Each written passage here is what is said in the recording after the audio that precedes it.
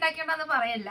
Super സ്വയംഭൂ സാധനം. അല്ല, എന്തൊക്കെ ഈ കുട്ടി പറയുന്നേ? എന്റെ ബർത്ത്ഡേ സൺഡേ ആയതുകൊണ്ട് തന്നെ ചർച്ചിലൊക്കെ പോയി വീട്ടിലെത്തിയപ്പോഴാണ് ഈ യമണ്ടും കഴിച്ചിനെ കാണുന്നത്. ജസ്റ്റിനയുടെ കഴിവ് അത് ഇവളിവിടെ പ്രകടിപ്പിച്ചിരിക്കുവാണ്. കുറെ ബട്ടർഫ്ലൈ ഡിസൈൻസും പിന്നെ കുറെ റൈറ്റിംഗ്സ് എല്ലാം ആയിട്ട് ഓവറോൾ എല്ലാം എനിക്ക് ഇഷ്ടപ്പെട്ടിട്ടുണ്ട്. ഇത് ശരിക്കും പറഞ്ഞാൽ ജസ്റ്റിയുടെ ഹാർഡ് വർക്ക് തന്നെയാണ്. വേണമെങ്കിൽ ഷോപ്പിൽ പോയി ഇതിനെ മേടിച്ച് സ്റ്റിക്ക് ചെയ്ത് വെക്കാം. പക്ഷെ ഇതെല്ലാം പേപ്പർ ക്രാഫ്റ്റ് ചെയ്ത് സെറ്റ് ആക്കി വെച്ചിട്ടുണ്ട്. പിന്നെ ഒന്നും നോക്കിയില്ല, ചെറുതായിട്ട് ഒരു കേക്ക് അങ്ങ് കട്ട് ചെയ്തു. ഇനിയാണ് പ്രധാന കാര്യത്തിലേക്ക് കിടക്കുന്നത്. ഏത് ഫുഡ് അടിയേ. ഇപ്പോൾ ബർത്ത്ഡേ സ്പെഷ്യൽ ആയിട്ട് ഉണ്ടാക്കിയത് Kerala style parotta and chicken കറിയാണ്.